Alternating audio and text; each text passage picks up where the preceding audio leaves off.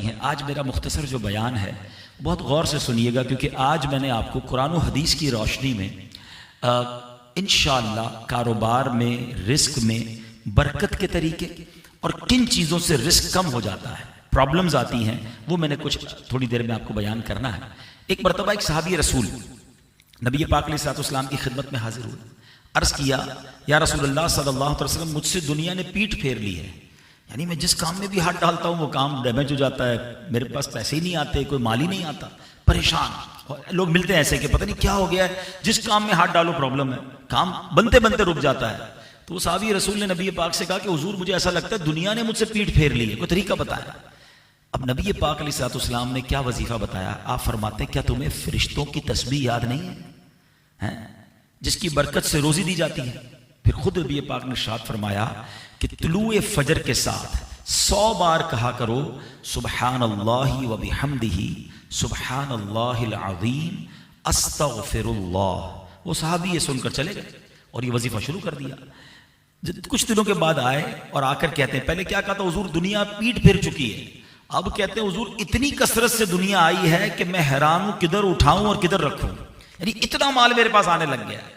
تو نبی پاک علیہ الصلوۃ والسلام نے بتایا فرشتوں کی تسبیح ہے یہ، میں دوبارہ دہراتا ہوں، آج یاد کر لیجئے، روزانہ فجر کے بعد 100 بار یہ پڑھنا ہے سبحان اللہ و بحمدہ، مل کر پڑھیں، سبحان اللہ العظیم استغفر اللہ، سبحان اللہ و بحمدہ سبحان اللہ العظیم استغفر اللہ۔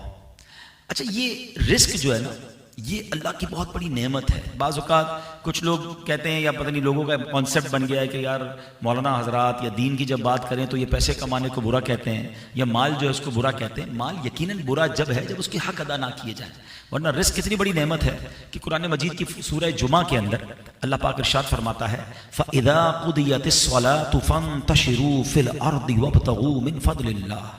اللہ فرماتا جب نماز سے فارغ ہو جاؤ تو زمین میں پھیل جاؤ اور اللہ کا فضل تلاش کرو، یعنی جب نماز جمعہ پوری ہو جائے اب تمہارے لیے جائز ہے کہ معاش کے لیے کاموں میں مصروف ہو جاؤ۔ اور آیت کریمہ سے معلوم ہوا کہ مال رزق اللہ کی نعمت ہے، یہ اللہ کا فضل ہے۔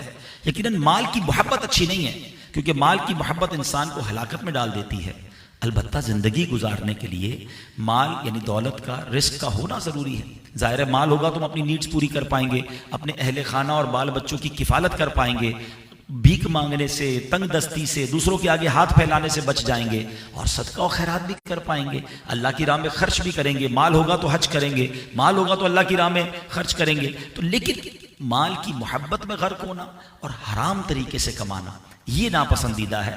حلال مال کسی کے پاس ہے تو وہ تو بڑی نعمت ہے۔ اچھا پیارے آقا علیہ الصلوۃ والسلام کی ایک حدیث سنیے، نبی پاک فرماتے ہیں کاد الفقر ان یکون کفرا، یعنی قریب ہے کہ فقر یعنی غربت اور محتاجی آدمی کو کفر میں ڈال دے۔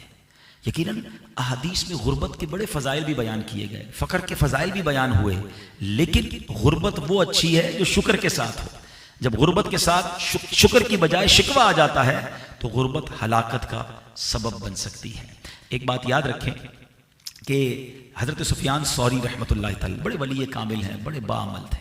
آپ کا آخری وقت آیا تو آپ نے ایک تھیلی نکالی اور اس میں درہم و دینار کہ جب آپ کا وصال ہوا نا تو آپ کے ترکے میں اتنا سونا تھا کہ کدالوں سے کھودنے والوں کے ہاتھ چھل گئے تھے۔ یعنی سوچئے کتنا کلو گولڈ ہوگا کہ وہ توڑ رہے تھے تو ان کے ہاتھ چھل گئے۔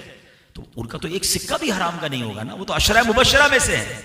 تو بذات خود مال غلط نہیں ہے، اور اللہ کرے ہمارا اور آپ کا یہ کانسیپٹ بن جائے کہ پیسے میرے نصیب میں لکھے ہوئے ہیں، وہ مجھے مل کر رہیں گے، بس حلال کا ذہن ہو کہ میں نے حرام نہیں کمانا، لکیر کھینچ دے کہ بھائی یہ مجھے مل کر رہے گا جو میرے نصیب میں ہے۔ ہم جلدی کے چکر میں، شارٹ کٹ کے چکر میں ہم حرام کی طرف چلے جاتے ہیں۔ تو اللہ سے یہ بھی دعا مانگتے رہیں